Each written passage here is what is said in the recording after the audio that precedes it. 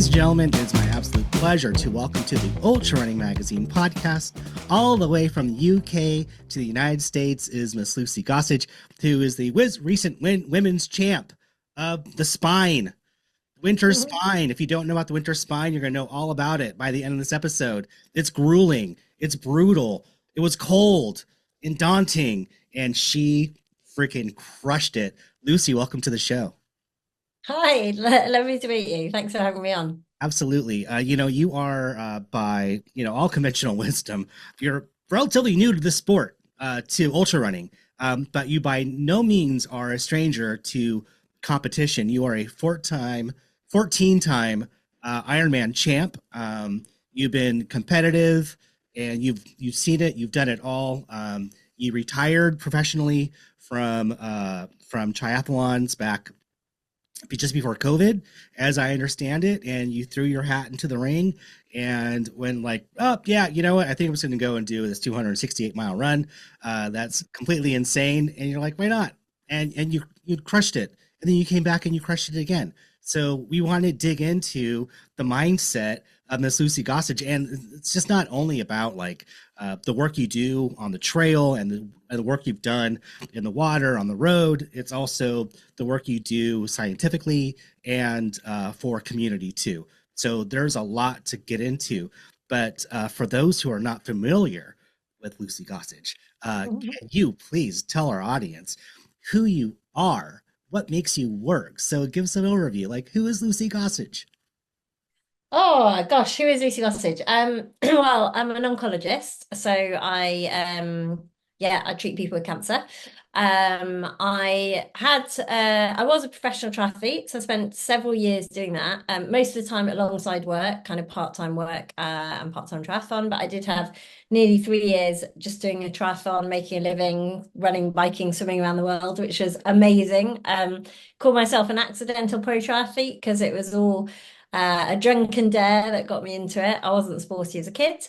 And now, yeah, I just love being outside. I love doing things that scare me. I love adventures, and yeah, I'm doing a bit of ultra running, but I'm trying not to do it too seriously and just kind of keep it for fun and for adventures. And yeah, I guess the other string to my bow, I'm super passionate about supporting people living with and after cancer to be active. And I'm co-founder of a very an awesome charity, Move Against Cancer charity, and we support, inspire, and empower people living with and after cancer to be active. So yeah, that's me in a nutshell. Talk a lot, generally quite bubbly, but quite enjoy time on my own as well as kind of socializing. But yeah, there you go. Well, if you're not taking ultra running too seriously, your idea of fun is doing a 268-mile run, then oh my goodness, what happens when you turn that light on? Holy moly. So we'll get into the spine and what you did there just last month, I believe, and just how amazing that was, and what a performance it was over what happened last year. You came back for your comeback tour and just smoked it. But I wanted to talk to you about your career in triathlons, because that's going to just dovetail into ultra running. Um, so you said on a drunken dare you got into running triathlons and doing triathlons, and but what clicked inside you where you found out like, damn, I love this and I'm really good at it. I'm competing and I'm hitting the podium, and like, what was that like for you? Because that's got to be quite like a holy shit moment. Yeah, it was all very gradual. So I the first triathlon I ever did, so I wasn't sporty as a kid. I came last in a cross country when I was 13, and I think that just put me off doing anything competitively. I told myself I didn't like running, but actually I just didn't like coming last. And then the reason I entered the first triathlon, I was a junior doctor. I was working hard. I put on lots of weight, and I was living with a boyfriend. We'd been together for a long time. We started having some issues, and a friend just said, why don't you do a triathlon? And I still don't know where that came from, but I thought, you know what, why not? So I bought a bike and I taught myself to swim, and I could always swim like, swim, but I could never do front crawl. So I literally taught myself front crawl. And I did the triathlon. It was just a standard distance triathlon. Absolutely loved it. And yeah, finished bang in the middle of the pack. And then a couple of weeks after that, me and my boyfriend broke up. And a couple of weeks after that, I was teaching some medical students on the wards, and they knew that I'd done this triathlon. They told me about a friend who'd done an Ironman. And I said, "What's an Ironman?" And they told me, 2.4 mile swim, 112-mile bike, marathon. I was like, that's bonkers. Like, no one can do that. But that was where the seed got planted. And I, had a few drinks a few weeks later. I said to some friends, you know what, if I'm single New Year's Day, I'm going to do Ironman. New Year's Eve, met a guy who'd done an Ironman. He said it was amazing. And that was it. So that was how I kind of did it. It was just like literally, it was a one-off challenge. And I did it and I loved it. I genuinely thought I'd signed up for something impossible because when was that? 2005 or six, something like that. And so it was before Ironman was as big. So I wasn't part of a club. I didn't really know anyone who'd done it. I'd never done any kind of like racing sport before. So I turned up on the start line genuinely thinking it was impossible, but absolutely loved it. And I think that was the first time I realized I love finding something that is really hard and not knowing whether you can do it and then finding out that you can do it. Um, and then the reason I got good, because that was just a one-off challenge, the reason I got good, I actually moved cities. So I moved to Cambridge. So I was working as a junior doctor at the time, but I moved to Cambridge to do a research PhD and I hated it. I'm missing patients. I missed all the job, the job satisfaction of actually being a doctor. And so I started to train rather than exercise, rather than just kind of, going to swim with friends to go to the pub afterwards. So that's how little by little, I got better. And I guess training became a way of validating my days when I wasn't getting job satisfaction.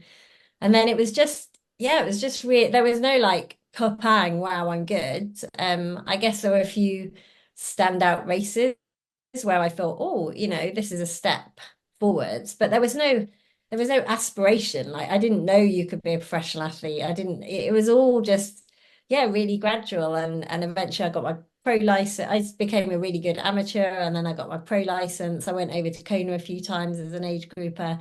And then I got my pro license, then I finished PhD and I'd gone part-time actually during my PhD, finished PhD, and that was when I had my 3 years out. So it was all very gradual, but there definitely were some pinch me moments. And now when I look back, I still think like, how did I end up doing what I did? Because it's bonkers. It was a random conversation with some medical students that triggered that whole career ultimately. I I love hearing your origin story. It's so much fun to hear just the evolution of how we go from just like ordinary people continue to doing ordinary things, but then extraordinary activities to really push ourselves beyond our own perceived limits.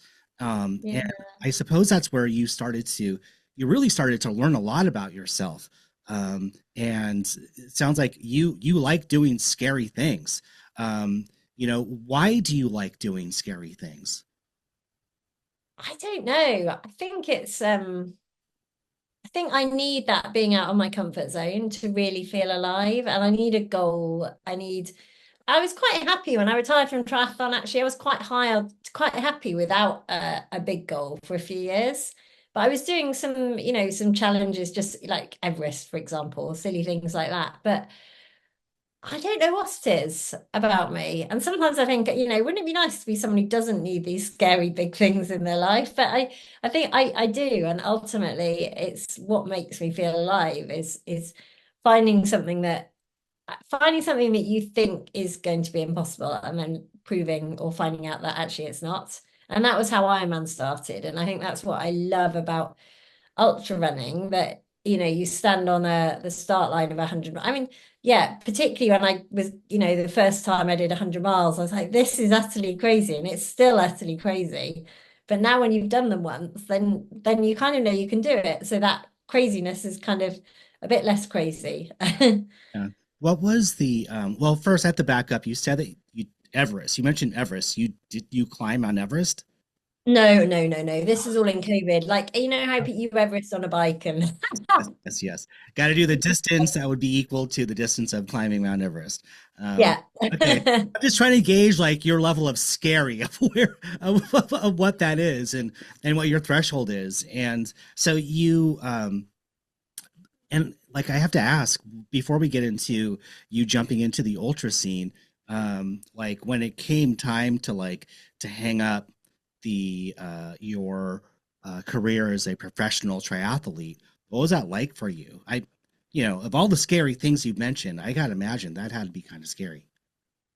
Do you know what? Like, it was a very gradual, like, build into triathlon, and it was actually a very gradual kind of easing out. And I feel so lucky. Firstly, that I have a job that I love. And I was back working. I had 2 years working part-time and racing professionally at the end. So I'd eased back into that. So there was no, what's my identity? I was an oncologist and that was there. And I also retired on my terms. I retired when I was still winning, which I was so lucky about. I retired when I realized I'd just lost that little bit of urge to give 100% to triathlon. Um, but I also had what I call my my glory year in 2019, where I wasn't giving my all, but I was still doing a bit of racing. So I retired properly at the end of 2018, but then 2019 I did do a couple of races, like some Norseman in Norway, an extreme one where you finish on top of a mountain. And I also went back very last minute to my favorite race in Ironman Wales, and that was my goodbye race. And I wasn't going to, I'd won it a few times. I wasn't going to win it. I was just going to have one last Ironman. And so I retired on my terms. And so few people get to do that. And that's just something I just feel so grateful for. Good for you. Good for you. That is an achievement in and of itself. And not a lot of people get to have that kind of success and be able to do that. Like it's like an injury takes them out or not knowing when to quit. Like giving up on something that you feel so passionate about can be so hard. So good for you for just doing this gradual sort of goodbye. That's gotta I feel so just good. Oh, it was amazing. I just remember that last time I'm Wales. It was, it was 9, 10 hours, whatever it was. But the whole race was, it just felt like everyone was there cheering for me. And I just went through all the races that I'd done. Like it was just like perfect. It was the perfect way to bow out. But that was, yeah, what a privilege to be able to go on my terms. Good for you. So then we are going. So this is like a step towards getting into ultras. So what was that? Tell me about that evolution of how you found yourself, towing the line. Uh, Oh, well, it was a bit of an accident, a bit of an accident. So, yeah, after COVID 2019, I had that lovely year where I was just racing for fun, and then obviously COVID came, everything stopped. I stopped swimming, and that was really good because it meant I had to make a decision as to whether I wanted to go back to swimming, get up at 5 o'clock, etc. And I decided I didn't. And I just enjoyed, like, I got into some longer bike rides and just having fun. And then my my ex-boyfriend and that was it 2020, 2021. I can't remember which year, but it was still COVID times. We ended up impromptu walking across Wales because we couldn't get any accommodation. No, you couldn't fly anywhere, and all the accommodation was booked up. So we just ended up walking point to point all the way across Wales over 10 days or 2 weeks. And I remember, like, when he suggested it, I was like, and how hard to walk? That'd be easy. And we were doing maybe 28 miles a day or something. It was so hard. But that was when I really fell in love with point to point by foot. I'd done quite a lot by bike, but point to point by foot it was just so special. And then we entered a 50-mile race, just literally just to see if we could.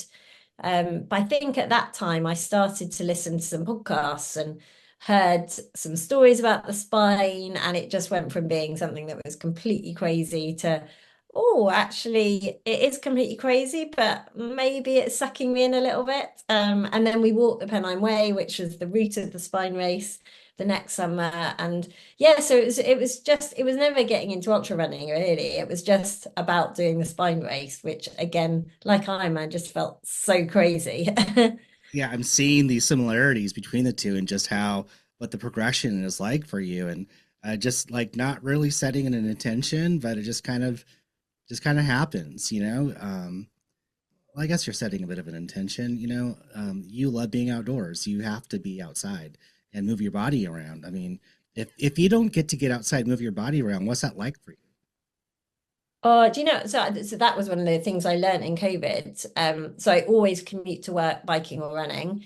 And COVID times, I realized just how important, like I didn't need to train anymore because I wasn't racing, but I just realized how important being outside and moving was for my like mental health and my well-being and sanity. So pretty much every day. I'm not really bad at rest days. But yeah, pretty much every day I do something. And I suspect I always will, even when I'm 85, you know, I suspect I'll be shuffling around to the post box and getting out for my, you know, my walks every day. I need fresh air and sunshine.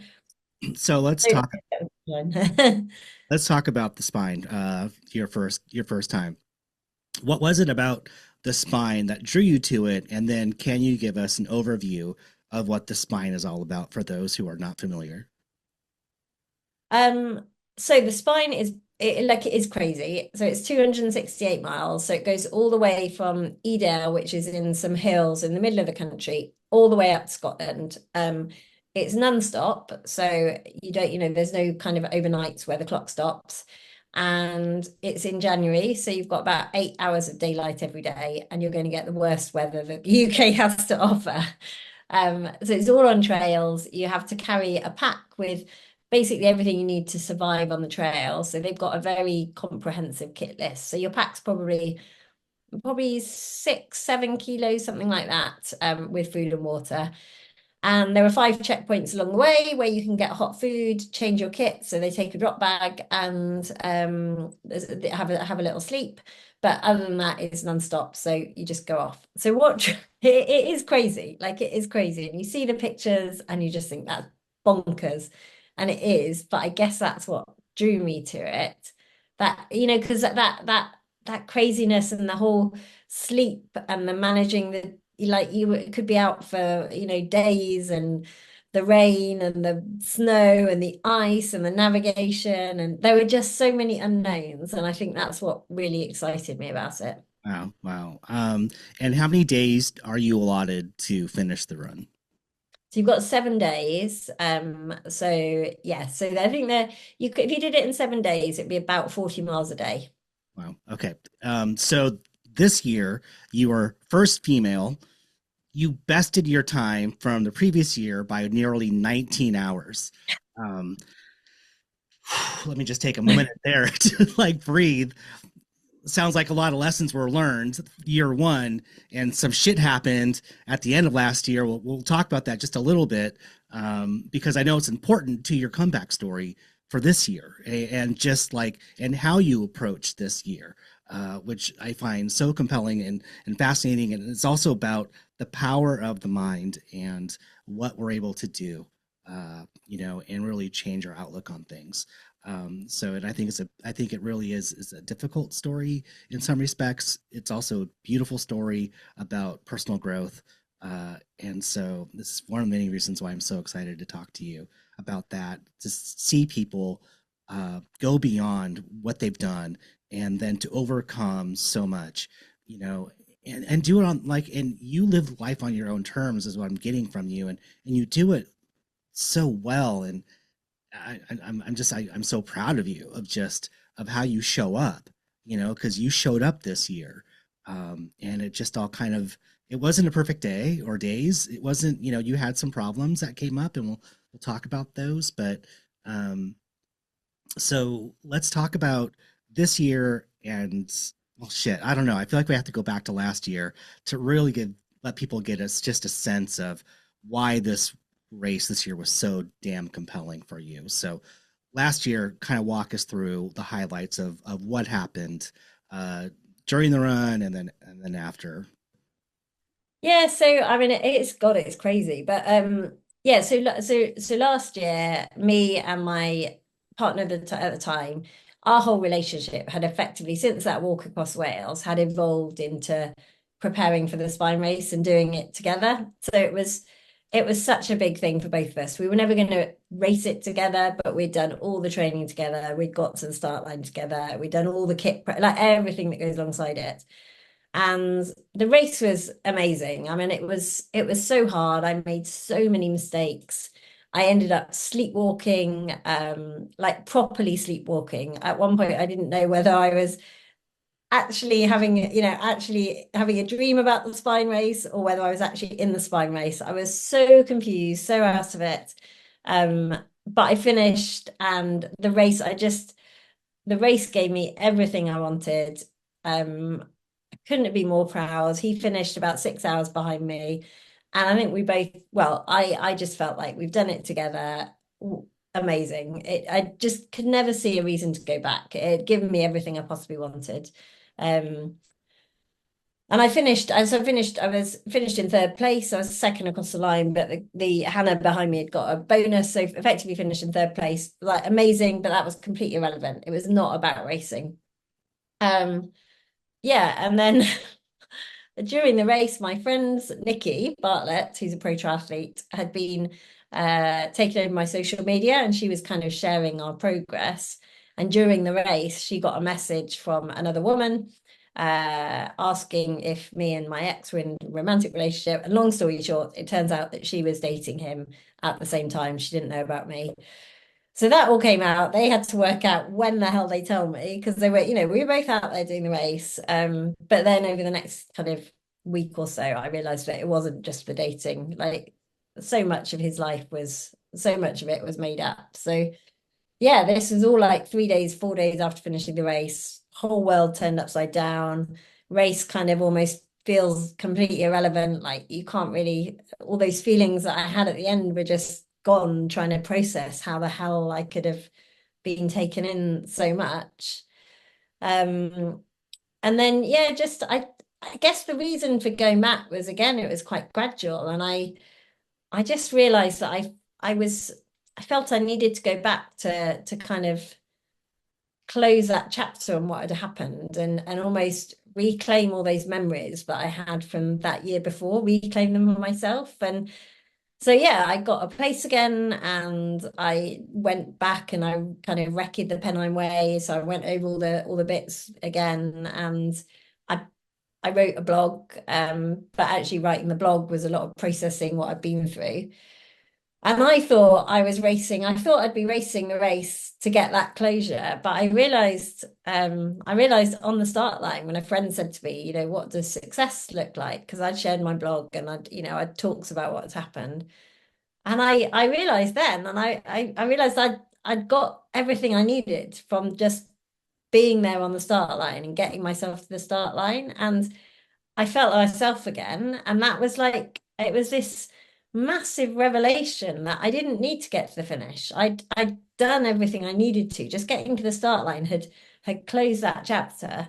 And I think that meant that I could race for me. And I was racing it. Like I didn't expect to be racing it, but I was racing it, and I was doing it for me, and I was doing it with joy. And I just felt like for the first time in a year, I felt myself again. And I'm sure that's why I had the performance that I did. So I wasn't racing for closure. Actually, getting to the start line was what gave me closure. And yeah, so it's pretty crazy. I mean, it was a crazy story, just the whole way it all unfolded. But you couldn't make up a better ending, really. So yeah. Wow. And to run kind of fueled with joy.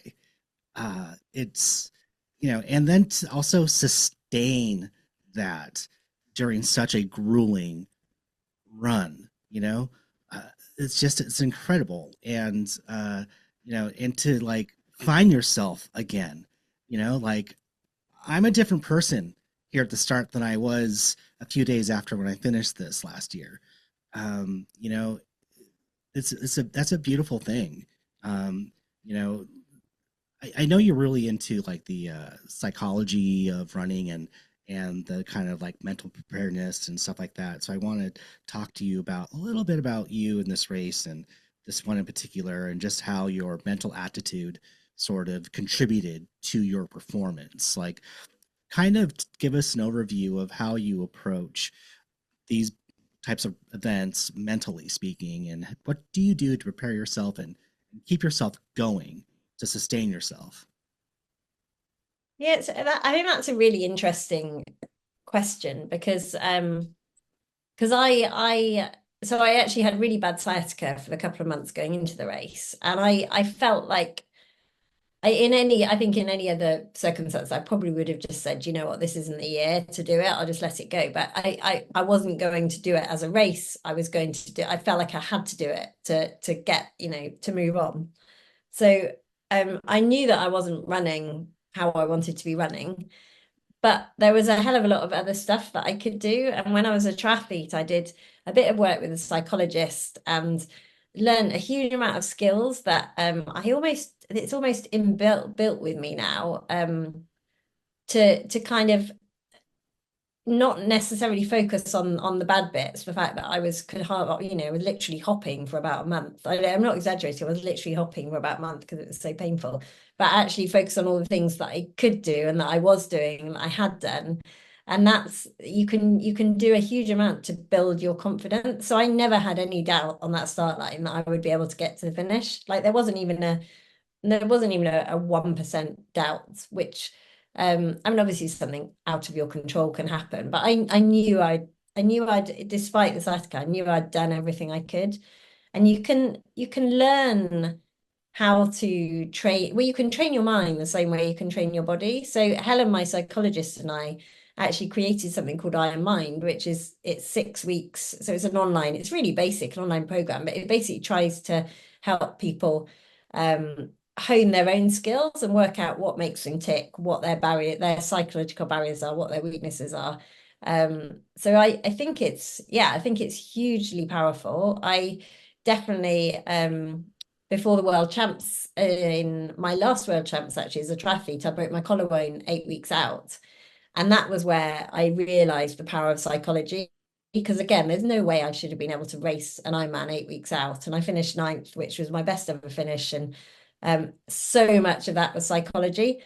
And I think getting to the start line for this race with that sciatica, um, so much of that was again about psychology, but those were skills that I've learned and self-talk strategies that I've learned. But then in the race, I didn't really need that. I mean, I made videos along the way, and most of the time I was having an amazing time, but there were some dark patches. And I don't know if you saw it, but I did get a video when I was at a massive low patch, and I just burst into tears, and I don't know what made me get my camera out, but I just recorded it. And I look back, I can't even remember that bad bit.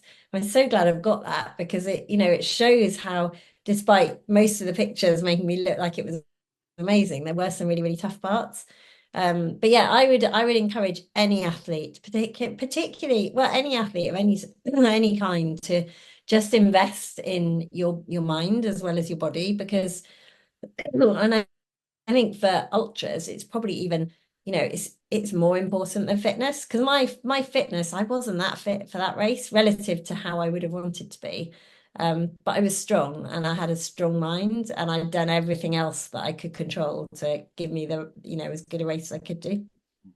Um, that's we're kind of scratching the surface on something that I don't think that I do enough of in this podcast, which is to talk about the power of the mind and just the role the mind plays in these grueling activities that we do as ultra runners. And people say, well, it's like 10% running is 90%, mental. Um, at some point during the race. I mean, come on, it's totally fucking physical. It's a hard ass sport. So just to maybe give some people some practical tips on resources that they could go to investigate just incorporating sport psychology into their training regimen. Well, Iron Mind was so it's Iron Dash Mind was something that Helen and I created. I mean, Helen created it, and I just shared my stories. And I'm obviously biased, but it is actually pretty, I'll give you a discount code. It is actually pretty good. So it's six sessions. They're online. You have workbooks, and you pause at various points, and you have to actually write because psychology only works if you do it. You can't, you can go and read a book, but unless you actually practice it. So we have tasks, and you have to practice them each week, and you have to practice them during your sessions. And so it's only as good as, it's like in training, a physio can give you exercises. Well, they're no good at all if you just do them once and forget about them.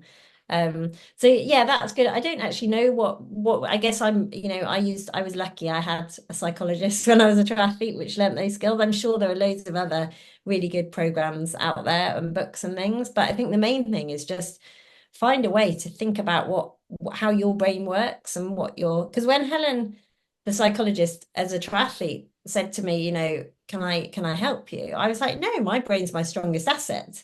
And it was only when she delved into it that I realized I had a lot of subconscious negative talk that was limiting me, and I never realized that. And it's fundamental, particularly when things go wrong. It's amazing how you can use self-talk to turn things around. Because I guess, if you look at the spine, I was way behind Robin, the woman that finished second. I was way behind her for, God, 36 hours. And I think a lot of people would have got caught up in trying to do someone else's race. And yeah, and I don't know, it's so important. So and maybe more in ultras than in other sports, because it is so long. And yes, it's part fitness, but it's so much more than that. Mhm.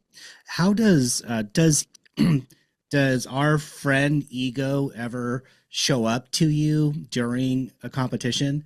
And if it does, what's that conversation like in your head?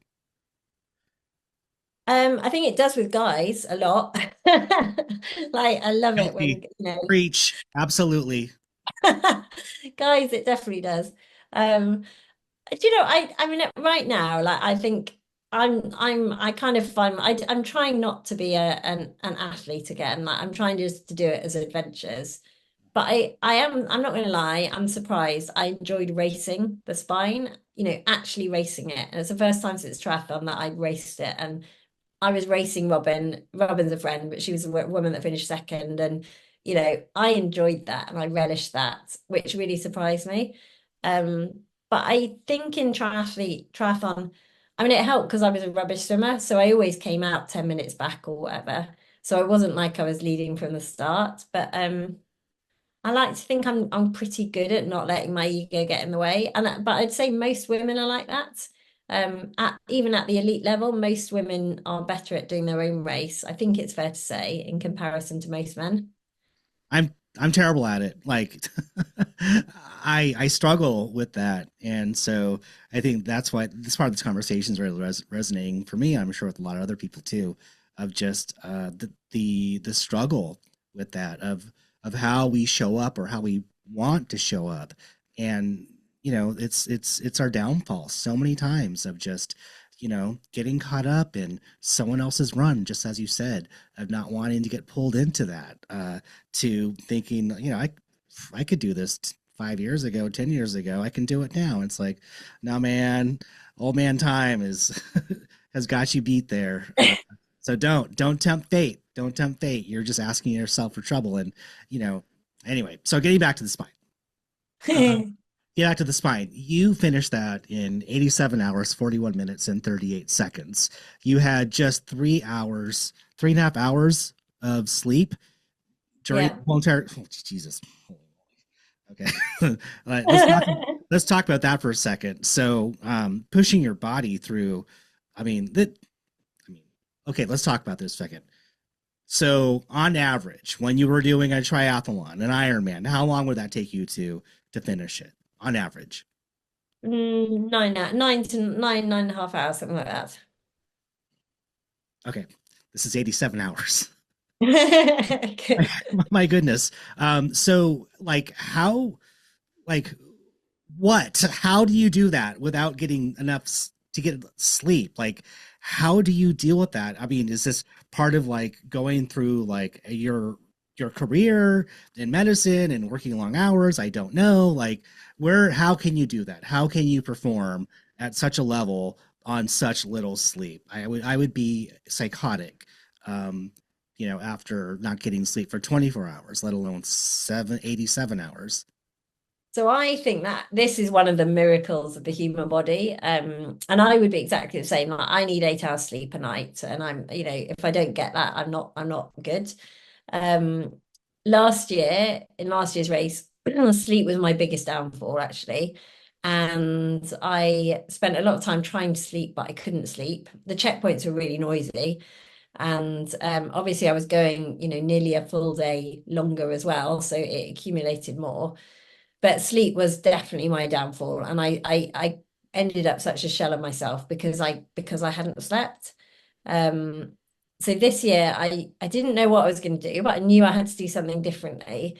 But what I have learned, and my take is exactly the same as you. How do people do it? But they all do. I'm not unique. Like everyone who does that race does it, and the guys are going 7 days. They're doing it for longer. Um, so very small amounts of sleep can get you a long, long way. So I think so in this race, I had an hour and 10 minutes, about 36 hours into the race, 37 hours into the race. So that was an hour and 10 minutes of lying down. I was probably asleep for 40 minutes of that because I remember tossing and turning trying to get sleep. But that sleep, that's bonkers. I've been going 36 hours. So you've been up for 40 hours and you have an hour and 10 minutes. And I wake up, I was like, I feel amazing.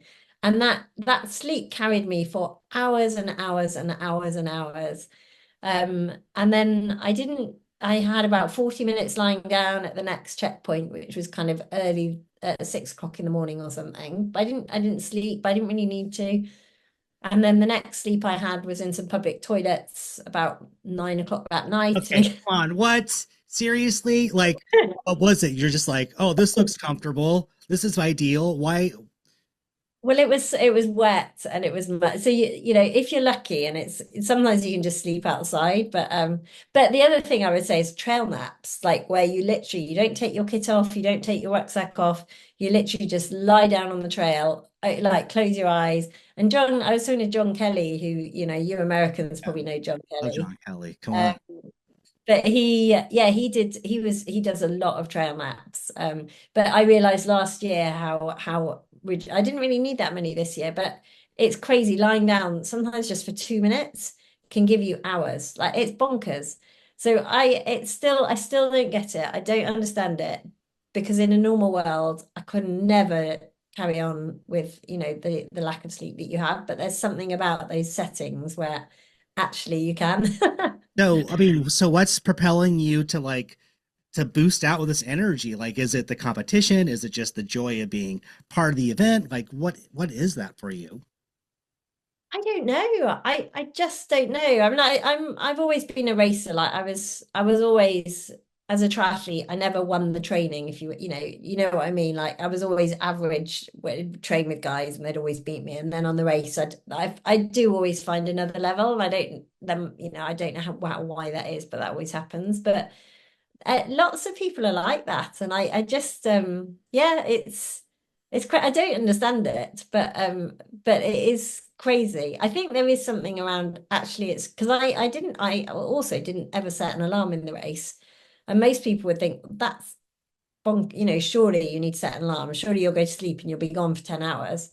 And I just knew that I'd probably get one sleep cycle, and every single time I never had more than 40 minutes actual sleep. So I think there's probably all that adrenaline and just sugar and everything that for me, I'll probably never be able to sleep more than 40 minutes at a time. Wow. Um, it's just stunning. I understand that half of the competitors dropped out halfway through the race this year. The weather was less than ideal. Can you talk about that a little bit in terms of the conditions and what everyone was facing over those days, especially at the Oh, beginning? it was amazing. I mean, it was crazy. So we set off, there'd been a dump. We very rarely get snow like this in the UK, but there'd been a proper dump of snow a few days before. So we set off. It was blue skies. It was beautiful. It was thick, thick frozen snow. It was just absolutely stunning. Um, and it was hard going, but it was beautiful, like absolutely magic. And then then the snow started to, well, then it got slushy, and there were lots of bits that the navigation was obviously really hard because there are no paths. You're not on the Pennine Way. You can't see any of that. You literally just on snow.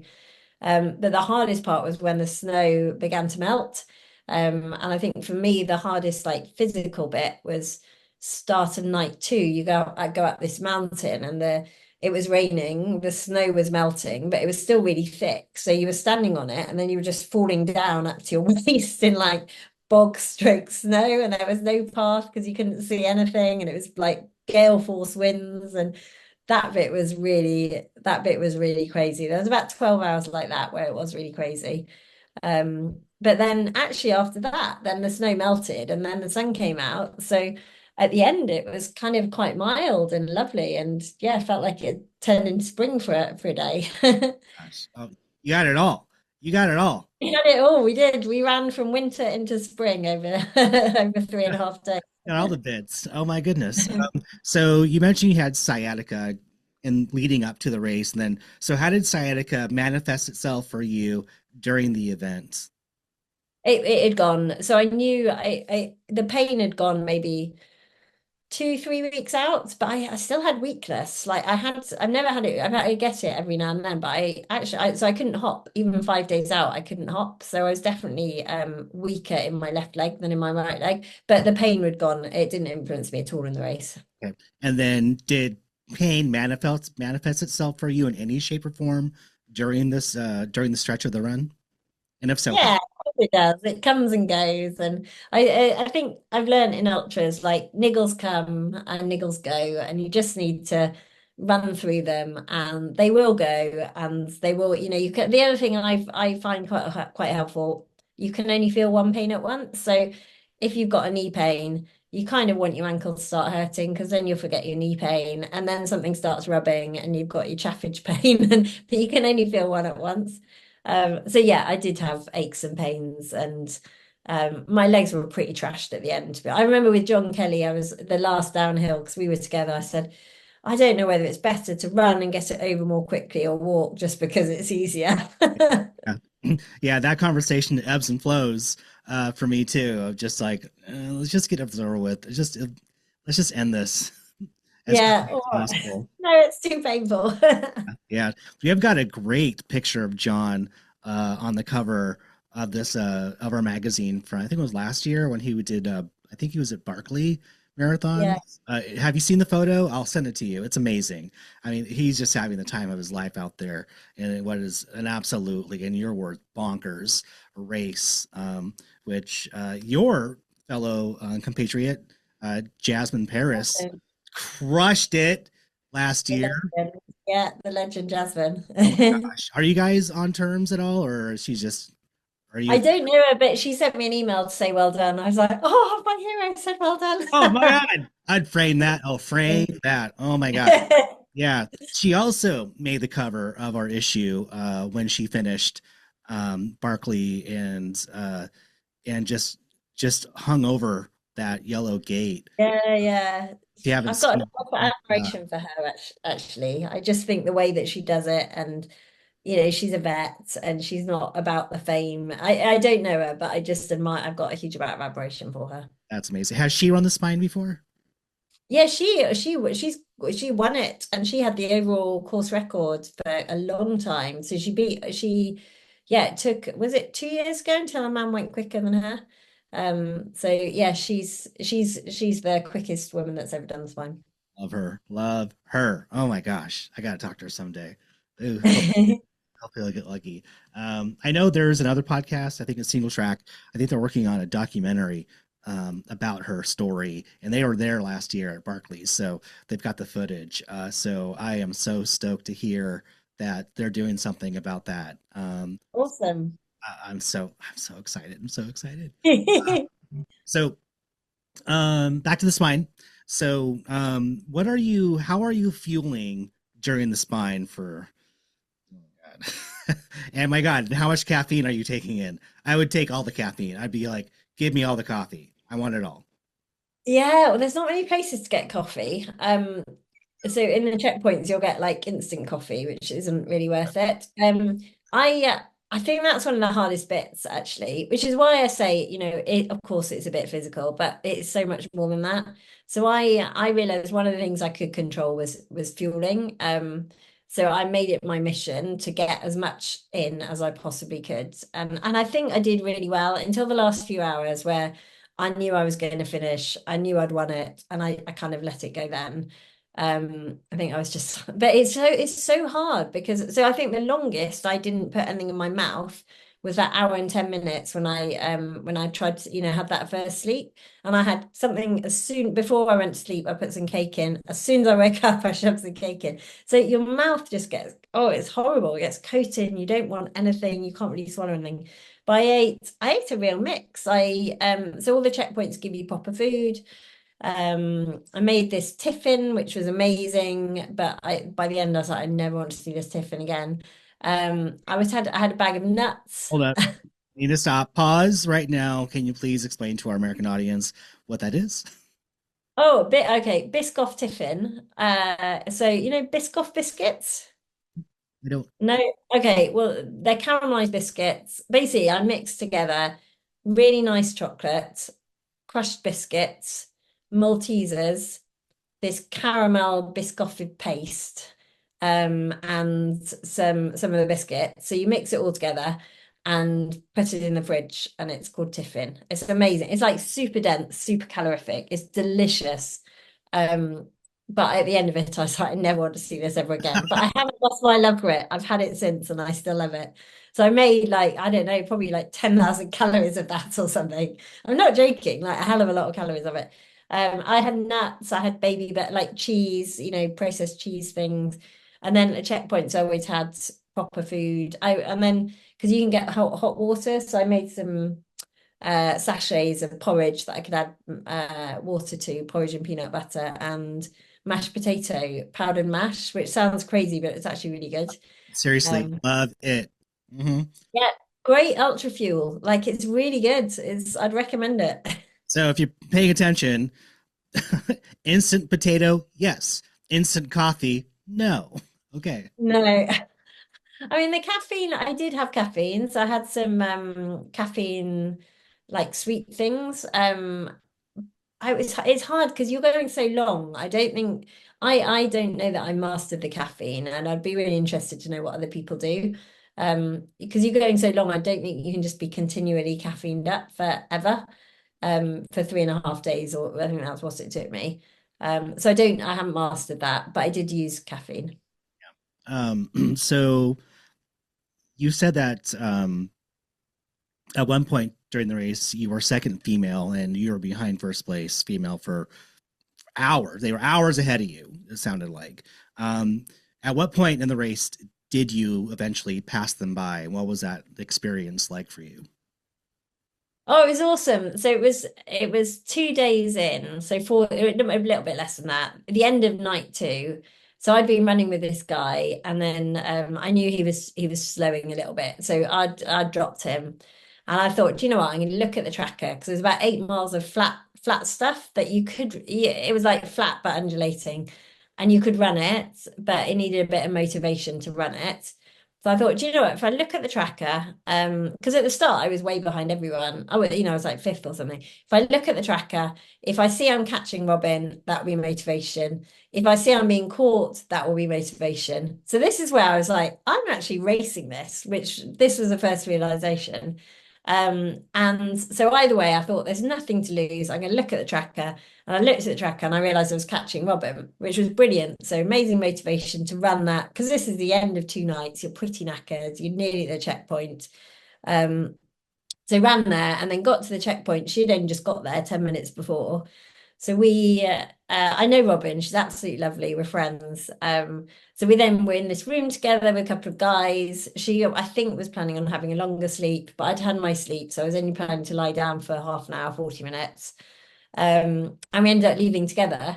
And then we ran together for what, 10, 12, 15, 20 miles? I can't remember how far, but several hour stretch. And it was just lovely. And we were just having a chat, and the sun would come out, and we are just shooting the breeze. And I remember saying to her, I was like, it just feels like we're on a training jog, and it was brilliant. And then we tried to do a smack talk video, which I never shared because it was so bad at it. um, and then that there's a cafe. So this is coming up to 100 miles to go, and I'd always planned I'd saved the number of the cafe, and I was going to phone ahead to get a sausage sandwich and double espresso. I was like, Robin, shall I get a phone ahead? For like, do you want one?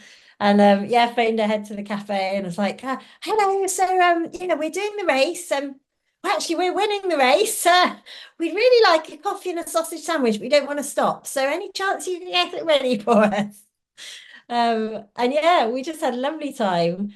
And then I moved ahead going. So we then there's a village, and then you go up one of the probably the highest point of the course. And I was quicker than her going up there, so stayed about 15 minutes ahead for quite a while. And then in the next checkpoint, she was going to sleep and I wasn't. That's where our races kind of divulged. But yeah, it was really cool. But I did, and I've told Robin this when we were running together, I did feel like I was doing my race, and I was very comfortable that I was doing my race, and she was probably also doing my race because I knew that I'd slept and I knew that she hadn't. So um, I think that was, is quite comforting, isn't it? I at no point did I think, oh, am I getting sucked into running with Robin? I thought actually, if anything, she's getting sucked into running with me. But you've still got 100 miles to go, so anything can happen. I can't even believe still have still have 100 miles to go. Oh, you just did 168. And so what was that? So that you at some point in this next 100 you've got this in the bag. What was that kind of like for you as you were kind of winding this run down, knowing that you've got this first place female finish locked up? Don't really know that until very close to the end. Like I think it was a few, probably 4 or 5 hours from the end. And she was, I can't even remember. I think I'd looked at, yeah, I don't know. I can't. I don't think I was looking at the tracker by that point. But last year I lost so much time in the last like 30 miles, which so like hours and hours and hours and hours and hours. So you can't think like that anything can happen. And if you suddenly the sleep catches up with you, or you end up walking the whole thing, or just any, you can lose hours, particularly with the sleep. So yeah, I mean, it was when I was with John Kelly. I think I knew I was going to win it. I knew I was going to get to the finish. And I think it's probably one of the few regrets, you know, maybe stop looking after myself as much. And as soon as you do that, then things start to fall apart. But, I'm only talking an hour, nothing more than that. And so what was it like to finish that race? It's crazy because and Robin said this as well, you would imagine it would be this amazing high. Um, and it is, but it's a delayed high. You've been through so much, you almost need time to feel that high. And I would say actually finishing it was mainly just relief. So I had this dream ever since the first time I walked the Pennine Way. This is with my ex. I love that Sweet Caroline. Ba, ba, ba. So I remember we played that song running down into the Finnish village. And I'd had this dream of putting that on and playing that as I came into the finish. And last year I was so out of it I couldn't. And this year I was with John, and there's the last miles on the road, and you go up this hill, and then it's literally downhill to the finish. And I said to John, I'm sorry, but I'm gonna have to play this. So I just put it on repeat. So I feel, I felt like that was doing myself justice, and that was kind of my finish. And then like my family were there and friends were there, and it was cool. But I think it did take a few days to really kind of sit back and go, wow, that was special. Wow. Wow. That's John great. Kelly's John Kelly's a very cool guy. He was good fun. Good for him. Boy, yeah, break busting out the Neil Diamonds. I like it. I like it a lot. What is it about that song that you like so much? It's a catchy ass tune. I love it. I don't know. I don't know. It's just one that gets me going. And I think because we'd played it that first time we finished the Pennine Way. It was always that was my dream of finishing the spine race playing it. And yeah, went and did What a it. treat. what an awesome treat to give yourself as a reward for such a job well done. No matter where you finished in the race, but to have that kind of experience, and especially after all you'd been through and all the struggles and everything else, and not knowing like 5 weeks out, Jesus Christ, I have got sciatica. Well, this would be, um, a problem during this race, and just the unknown of it all, especially for an event like that, where anything could go wrong, really, from the GI to a twisted ankle, and here you are, just a on top of the world again, a champion again. Uh, so, you know, I think one of the like hardest questions to answer, and I think maybe unfair to when people accomplish something like this, whether it's hitting the podium, it's taking it's like, what are you gonna do next? Like, what's next? It's like, can't I just enjoy this one thing for a bit, have some time to process it? So maybe let's talk about process. Like, how how have you processed that race? From a month ago. Well, it's a bit more than that now. I think it's about 6 weeks. And yeah, you just it was a bit quick. There was quite a lot of media attention actually, which I didn't expect. So it was a bit crazy that first couple of weeks. But actually, yeah, you just kind of get back on with life. You're back at work. Everyone at work kind of knows about it, which is cool. They never really cared about triathlon, but they all get sucked into the dot watching. So yeah, I guess I don't know. I was worried I might have a crash, like a psychological crash, but I haven't. And yeah, I think I have processed it. I think I'm still working out what I want to do next, and um wrestling, I guess, with whether I want to keep racing. Like, do I actually want to race, or do I just want to do adventures? Because I firmly believe you shouldn't do stuff just because you can. And yes, I can race and maybe I can do moderately well as an ultra runner, but actually, is that really what I want to do? Or do I want to just keep having adventures and find projects and things? So I haven't really worked that one out yet. But yeah, I just feel this immense satisfaction that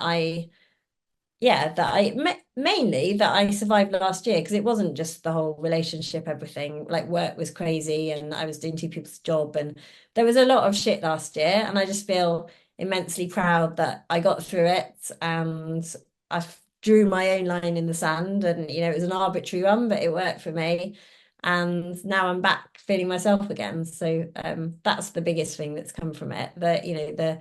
The win and all of that, it's amazing.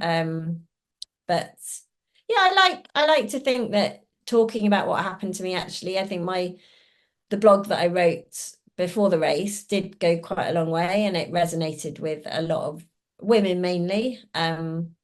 And I'm quite proud of that. Like, I guess there's a little bit of me that thinks, well, at least I turned my experience into something a little bit positive. But yeah, the win is literally the icing on the cake. It's really not what matters. And I learned that with triathlon. Like, when I look back on my career as a triathlete, yeah, I'm really proud of the races that I won. And I don't know, I won Ironman UK 5 times. Yeah, that's cool, but that's not what I'm really proud of. Like, I'm proud of the races that I didn't win, where I gritted it out. I'm proud of the bad days where, I stuck it out. I like to think that when I lost gracefully, and I did it all with a smile. And that's, people liked me for being like when actually with Helen, the psychologist, but came up with that, I wanted to be seen as the everyday pro. And I think that's what I was. And those are the bits that you remember. It's not the fact that you won all those races. And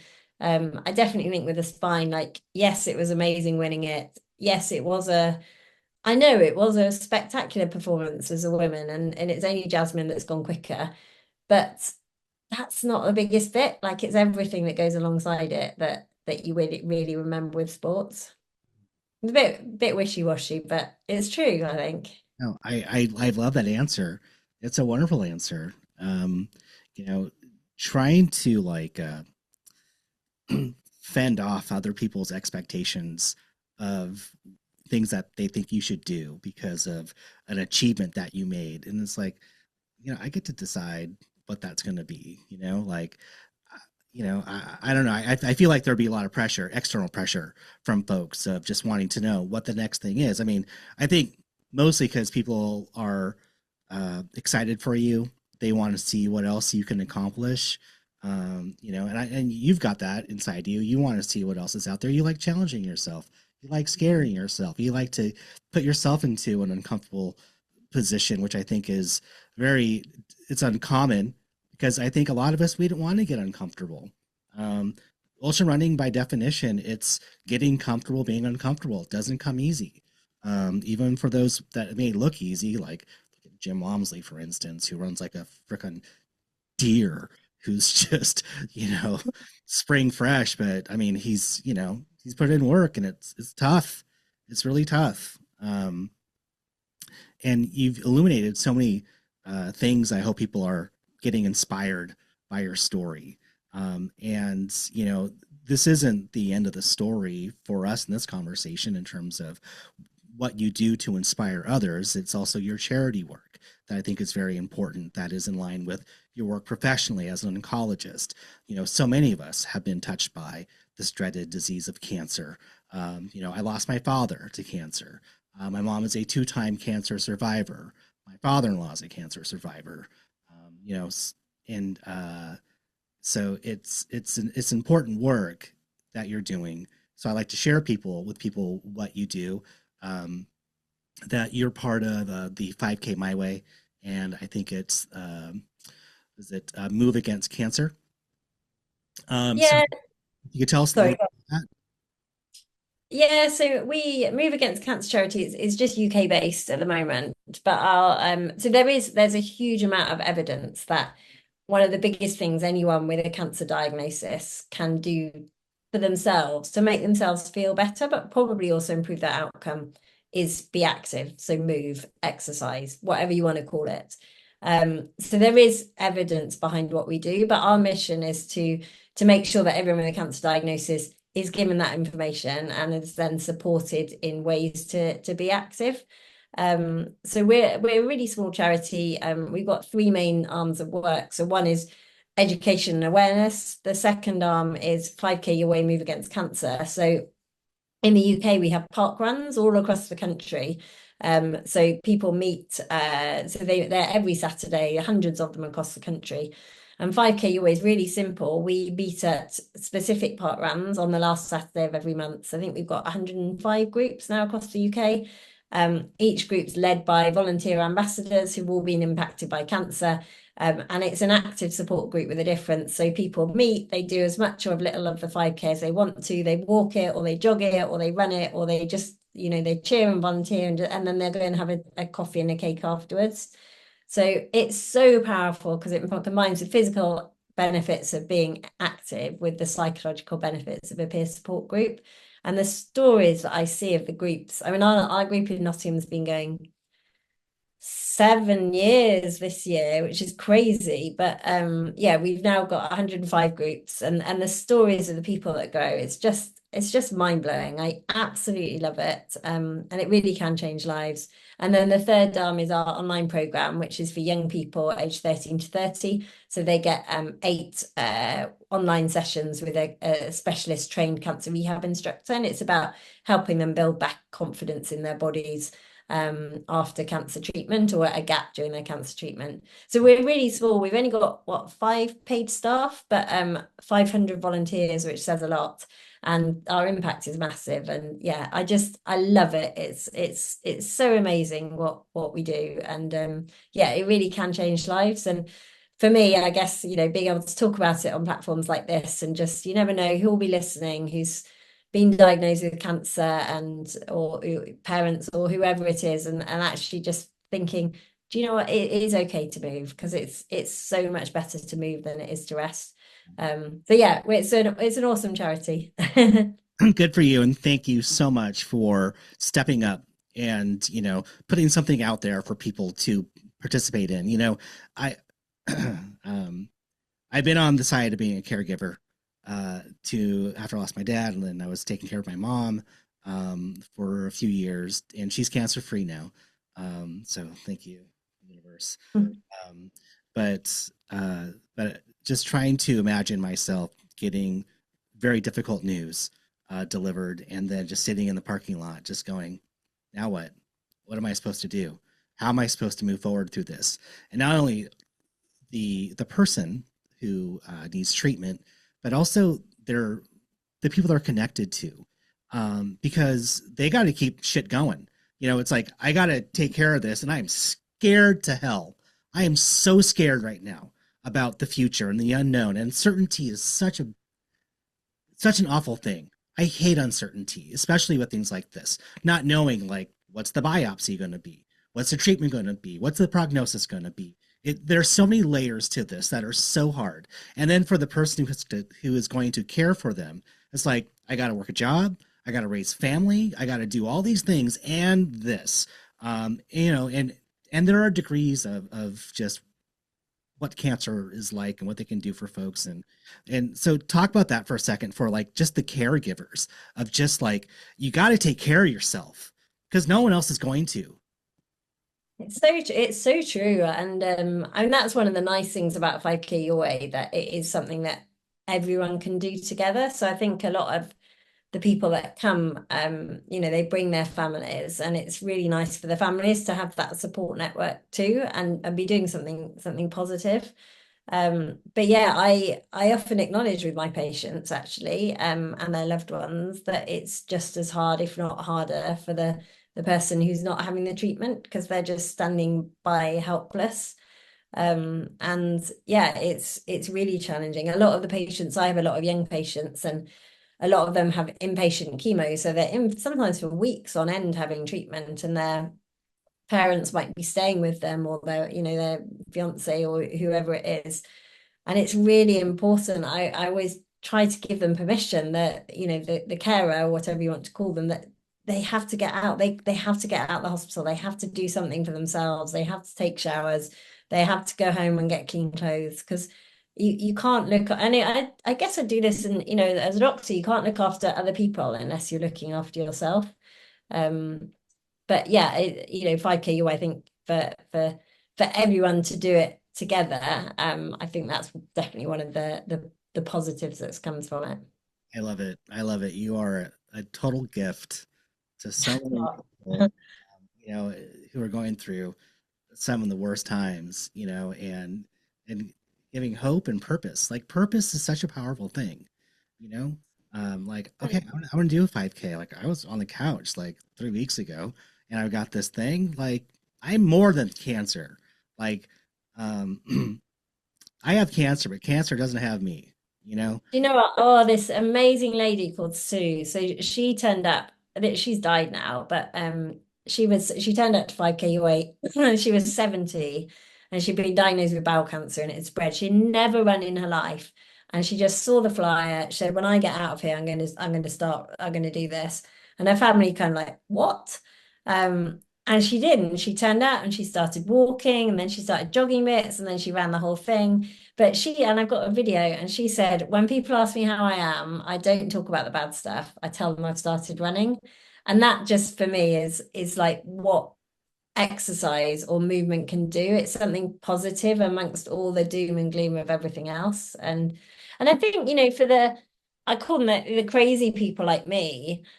There are so many people like me who get cancer, and the general health advice, they don't accommodate. We don't support people to do what matters to them.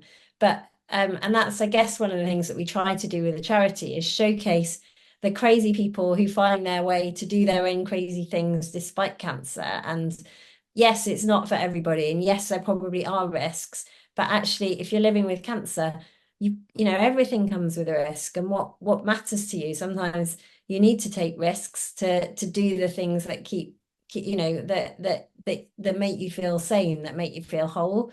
So trying to showcase those stories and get kind of people supporting each other to do whatever it is they want to do. I think that's also really powerful, because certainly the NHS, the standard advice is, oh, you shouldn't do very much at all. But actually, you can do a lot more if you want to. And that's where I think one of the I'm waffling, but I when I broke my collarbone, I the standard NHS advice is don't lift anything heavier than a kettle for 10 weeks. And I went and raced the Ironman World Championships. But what I did, I tracked down every pro triathlete that I could think of who'd broken their collarbone. And I messaged them and I said, so how did you get back into training? When did you run? When did you bike? And I took it and I made a list. I was like, right, I'm going to do one day slower than the quickest. So I was like, I'm not going to run. She ran at 10 days or whenever it was. I ran at 11. I won't be quite the quickest. But that really resonated with me that actually, if I got cancer, I'd want to still do ultra running or biking or whatever it is. And probably the best way of staying doing that is finding other people who found their ways to circumvent all the challenges. Hmm. Hmm. Lovely. I understand this is rumor. I don't know it to be fact, but did someone from the monarchy show up to one of your 5K your way events? Yeah, yeah, King Charles turned up. Very good, royal endorsement. I'm just picturing him in like running shorts, but with a crown and a scepter and a long cape. Is that? Please just say yes, Scotty. That's what he wore. Just keep the dream alive. Keep the show. Yeah, he wore his crown and running shorts. Thank you. I knew it. I knew it. Confirmed. You all heard it here first. Confirmed, fact. I wanted to ask you just it's talking about the ultra running community. What has been impressed upon you about the ultra running community that maybe wasn't kind of a flavor you got from the Ironman triathlete community? Not trying to pit the two against each other, but there are subtle differences. There are, and I guess it's different because you're probably, but I'm not really an elite ultra runner. But I would say that, the women that I've met in this, and the men as well, but the women I met through running are just incredible. And so a lot of the women that did the spine, we did this recce weekend, and it was 3 days. We did 100 miles over the 3 days. And they're some of the best women in the country, like, really amazing women. But there was no egos. There was no like pushing the pace. There was no trying to, it was just like supporting each other, having a giggle. It was just incredible. And that camaraderie in the race was amazing. And yes, we were racing each other, but you can race and also support each other. And I'm not saying that didn't happen in triathlon, but at all. But I guess maybe the difference is that these ultras are so crazy. You almost have to just race the race rather than right. We talked about not getting caught up into what other people do. But yeah, that's definitely been a big blessing. And it's one of the, when I was processing everything that happened, it was one of the things I realized that actually I've come out of it with a community that, it wasn't a waste of time, the time that I spent with my ex, because actually I've got this whole community of amazing women that I met through it and all these adventures that have come from it. So yeah, it's a very friendly and welcoming community. Lovely, lovely. The sisterhood of ultra running is nothing short of outstanding. Uh, and Lucy Certainly Gossage, from what I've seen. Yeah. thank you so much for joining the show and telling your story. Thank you for the services that you provide to people who are in need, and to your community, and for the light you bring to ultra running now. I hope we see more of you, but whatever your next thing is, I'm absolutely here for it and cannot wait to see what it is, whether it's an ultra or actually climbing Mount Everest, which I would not be surprised to see you on the top one day. Um, you know, just just love you. But before we let you go, you can answer one question for me. What is your go-to beverage of choice, beer, in the UK? Oh, well, I was sponsored by Erdinger for many years, so I'm going to have to go with an Erdinger alcohol fry. Okay, and what kind of beer is that? Ale, stout? Give us an That's idea. it's a wheat beer, but they actually do a really nice alcohol-free version that I love. I'm not really a beer drinker anymore, but I love an alcohol-free beer. I do drink alcohol, but not alcohol beer. Yeah, Anyway, yeah. I'm loving the non-alcoholic beers that are out now. Like 10 years ago, they were like, no, no. I'd Yeah. rather have instant coffee. But Yeah, absolutely. But now they're good. Yeah, they're good. Like almost delicious. like you need a full beer. Yeah, loving it. Keep it up, guys. Want to sponsor the show? Send me your info at heyscotty@ultrarunning.com. Lucy, we'll put all your contact information for your charity work if people want to donate. I know you amassed a lot of donations during the spine race, like what, 60,000 pounds? Is that right? Oh no, well, over the 2 years, yes. Okay. I think yeah, over the 2 years, which is crazy. Like as people are so generous, so generous. Lovely. Well, if you guys are feeling so inclined to donate, please check out the show notes for this episode. Lucy, thank you so much for coming on the show. It's been just an utter delight. Thank you. Thank you for having me. I've enjoyed it. Thanks very much.